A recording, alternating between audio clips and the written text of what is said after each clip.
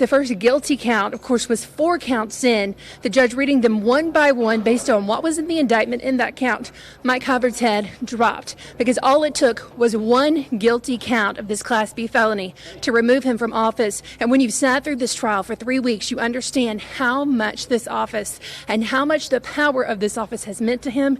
All that was ripped away, Mark, in literally a few seconds.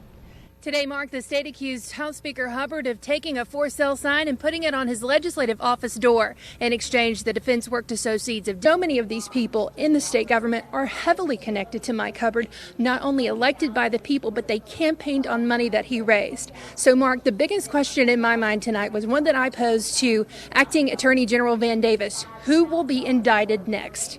The who's who's name of Alabama politics were brought in a straight line to testify in this case. Milton McGregor is also promising major non-gaming announcements. He wouldn't go any further than saying that. However, we suspect generally it could mean large jackpots and performances. All he would indicate to us today, Mark, is that it could mean more jobs.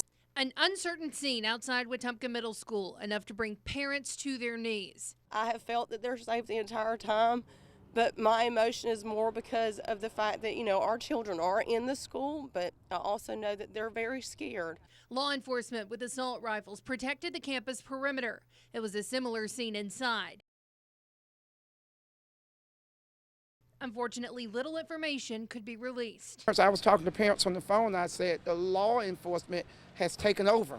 Even though I'm the superintendent, I'm working with them, and they are in charge of the scene. I don't know if you want to say a love triangle, a Facebook triangle. It's actually a dysfunctional triangle if you don't know the truth about it. Sheriff Bill Franklin confirmed the student's mother had a Facebook relationship with the man who reportedly threatened to pick up her child and kill him. Mother thought that her 5th grade child was in school, and actually when she called, the child was not in school. The child was with his father. The best news of the day came around 1 p.m. when the lockdown was lifted. Thank goodness we were able to camp out over here and just watch everything and just see how it unfolded and be there for our babies. Even though we wasn't in the classroom, we were still here with our children. When you mention a school and you're going to hurt a child, hurt a school, hey, brother, that's sort of off limits. It's going to be a penance. You got to pay for that. No word on what potential charges could be levied against this person. However, we're told making a terroristic threat could be a possibility. Jennifer Horton, WSFA, 12 News.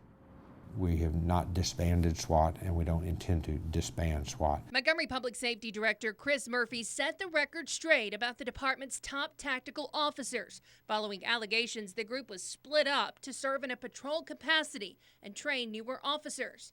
But that allegation wasn't far off base. Chief Finley made the decision to bring those tactical expertise, those senior people, out of SWAT for a 90-day period of time to do 2-man units out in the field. 2-person patrols were strongly requested following the fatal shooting of Montgomery resident Greg Gunn.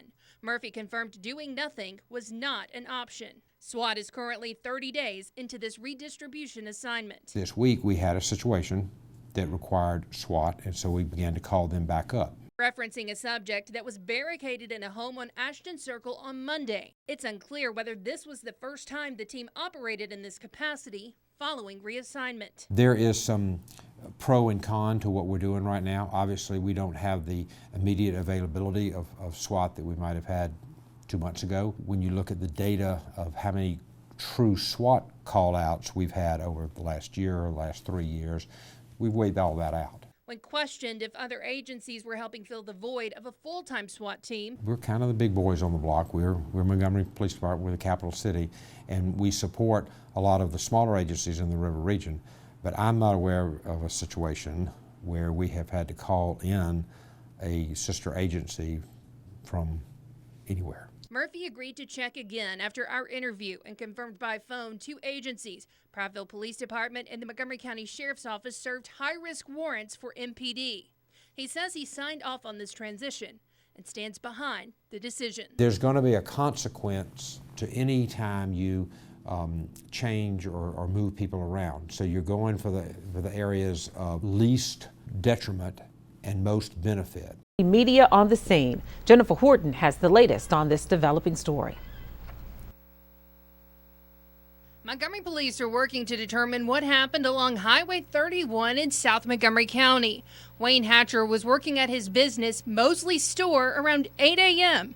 when a 63-year-old woman walked up asking for help. The woman came across the road over here that was very bloody and obviously beaten, and so I called the law and the sheriff's department, and she told me beforehand that she had been kidnapped from her home in Montgomery last night, and that they locked her in the trunk of her car and parked it out here, and she got out. Police say she reportedly knew one of the suspects who knocked on her door because she had loaned him money. She was really very calm under the circumstances, a little bit disoriented just from, I'm sure, the beating and all-night deal, whatever, but she was in pretty good shape.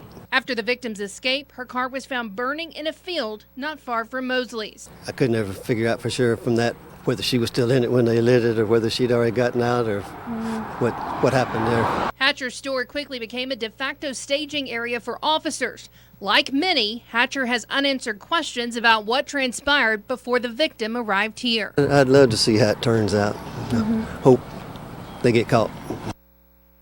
It's important to note police say this was not a random incident. So far, no arrests have been reported. Val? All right, thanks. Call it preparation with a purpose. Workers at Wetumpka High School had been baking, stacking, and packing all summer to put food on the table of the district's most vulnerable population. I know a lot of kids are not having food for summer, so this way we feed them and we help them. Mo Salter runs one of the 2 distribution sites for Elmore County's summer feeding program. A tough charge, feeding some of the pickiest eaters 2 meals a day. It should be nutritious and according to guidelines, but we're trying to put a little bit of fruit snacks and cheese sticks, so I think they're happy with that. In the final week of the program, the children's favorite, chicken sandwiches and snacks to take home. It's been so rewarding because even out in the communities, I'm hearing from parents and other community stakeholders. We had no idea what impact this was going to have on our boys and girls. In Elmore County alone, they've served more than 103,000 meals this summer.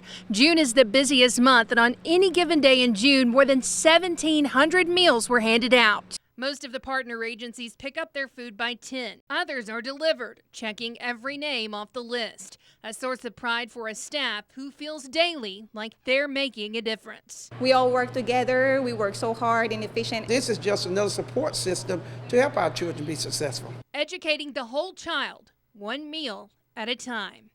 Jennifer Horton, WSFA 12 News.